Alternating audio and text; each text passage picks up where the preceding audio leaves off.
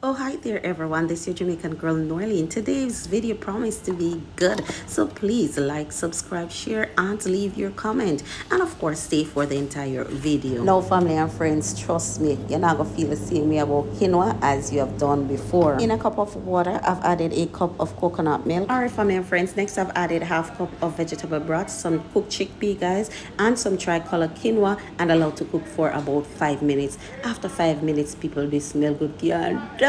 Next, I've added some mixed vegetable because why not, guys? I just want to add some color and texture to the meal. I cook for about 5 minutes and I add a mix of powder season and green blended season. Stir well, cook for about 2 minutes. Then I turn off my heat and allow the steam to pop open my quinoa. Now, people, look upon this, smell good, taste good, guys. I can't wait for the game.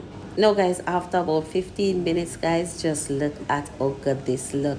Guys, this is so inviting. I pair this with some chicken strip on a bed of lettuce, guys, and it was my absolute pleasure presenting this for you. I invite you to like, share, subscribe, turn on your post notification, leave your comments, and I'll see you next week.